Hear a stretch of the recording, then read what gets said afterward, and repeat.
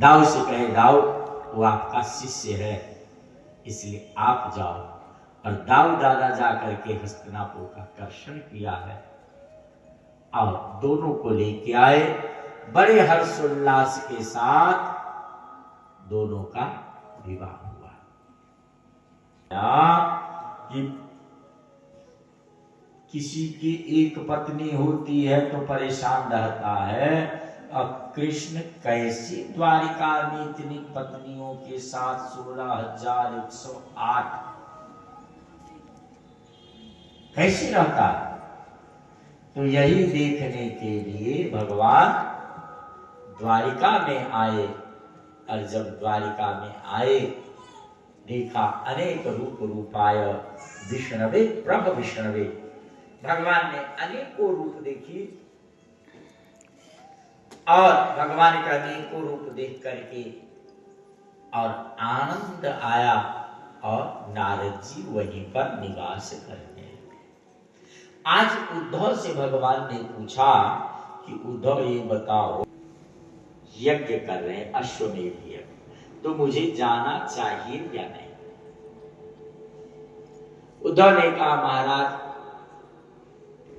पांडवों से आपके अनेकों नाता है, तो आपको अवश्य जाना चाहिए। भगवान वहां से गए। उन्होंने जाकर के धर्मराज युधिष्ठिर से पूछा कि हमारे लिए क्या सेवा है। धर्मराज युधिष्ठिर कहने लगे कि सब आप भीम और अर्जुन तीनों दिग्विजय के लिए जाओ, मैं उसी से यज्ञ करूंगा, राजकोष के धन से यज्ञ मैं नहीं करूंगा। तीनों गए दिग्विजय करते हुए और सभी राजाओं से कर लेते हुए जरासंध की राजधानी। जब जरासंध की राजधानी में पहुंचे तो जरासंध अपने सभागार में था। तीनों वेश बदल करके ब्राह्मण का वेश धारण करके वहां पहुंचे। जरासंध ने पूछा, विप्रदेव क्या चाहिए? भगवान कृष्ण ने कहा, मुझे युद्ध चाहिए। अरे महाराज क्या बात कर रहे हैं आप ब्राह्मण हैं, आपके साथ कैसा युद्ध? जो तू सोच रहा हो मैं हूं नहीं, और जो मैं हूं वो तू सोच नहीं रहा। मैं वासुदेव कृष्ण, ये मोटा तगड़ा शरीर वाला भीम और ये छोटा अर्जुन। जरासंध ने कहा, महाराज आप तो पहले भगोड़े हो,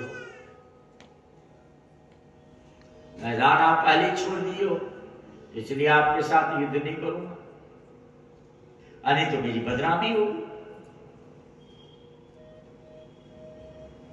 अर्जुन हमसे छोटा है, इसलिए अर्जुन के साथ भी युद्ध नहीं हो सकता। हाँ, भीम हमारा बराबरी का है, उसके साथ हमारा युद्ध होगा। अब दूसरे दिन मल्लयुद्ध की तैयारी हुई। भीम गए युद्ध के लिए और युद्ध के बाद सायंकालीन युद्ध का विश्राम हुआ। सब अपने अपने शिविर में आए। भगवान कृष्ण ने भीम से कहा, भीम आज तो नहीं, कल ऐसा करना, मेरी तरफ देखना।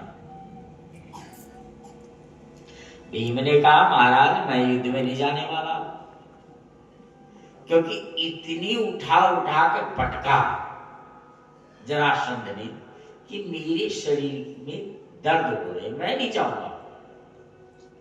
भगवान ने कहा, कल जाना और मेरी तरफ देखना। दूसरे दिन पुनः भीम गया के तरफ देखे। जैसे ही कृष्ण के तरफ देखी तो भगवान कृष्ण ने एक तिनकाली और बीच से चीर, जैसे ही चीरे वैसी प्रकार से जरासंध के एक पैर पे अपने पैर को रखा, दूसरे पैर को हाथ में लिया और बीच से चीर, दो भाग। क्योंकि जरासंध दो भागों में जन्म लिया था, तो जरा नाम की राक्षसी ने दोनों भागों को जोड़ करके, क्योंकि उसके माता पिता जंगल में फेंक दिए, तो राक्षसी ने दोनों भागों को जोड़ करके और कहने लगी, जीवित हो, जीवित हो, जीवित हो, जीवित हो।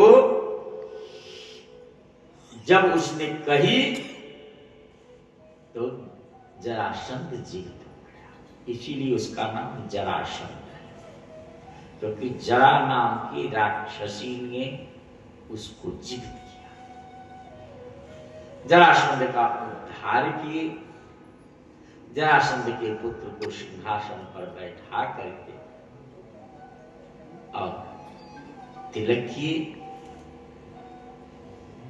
इसके बाद उसके कैद में जितने भी लोग थे, राजा लोग, सबको सम्मान पूर्वक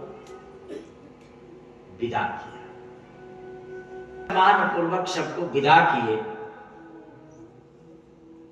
और इंद्रप्रस्थ आए। आज इंद्रप्रस्थ की सभागार सभी से भरे हुए हैं, कौरव भी, पांडव भी।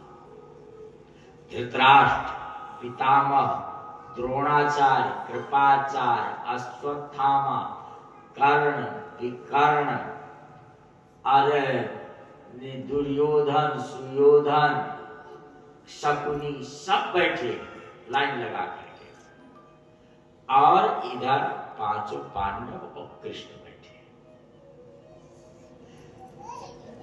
बीच में उठ करके पितामह से पूछा धर्मराज युधिष्ठिर ने, पितामह ये बताओ कि अग्रिम पूजा किसकी की? अग्रिम पूजा किसकी हो? तब पितामह ने कहे, अरे वासुदेव कृष्ण के रहते हुए अग्रिम पूजा और किसकी हो सकती है? अब इतनी बात पितामह ने कही तो जरासंध शिशुपाल खड़ा हो गया। पितामह आप क्या कह रहे हैं? चोर उचक्के की,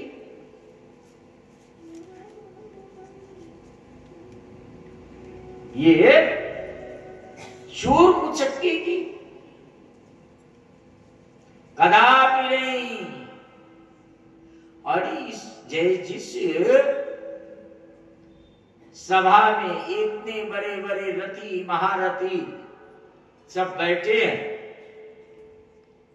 उनको छोड़ करके इसकी अर्जुन को मारने के लिए बाण निकालने लगे। भगवान ने मना कर दिया। तब भगवान गिनती गई, 1 2 3 4 5 6 7 8 करके 100 गिनी, और जैसे ही 101 हुआ, सुदर्शन चक्र का आवाहन किए। सुदर्शन चक्र आया, सिर धड़ से शिशुपाल के शरीर से तेज निकला और भगवान के मुख में समा गया। शिशुपाल बुआ का लड़का है, इसीलिए भगवान ने क्षमा किए, क्योंकि बुआ को भगवान ने वचन दिए थे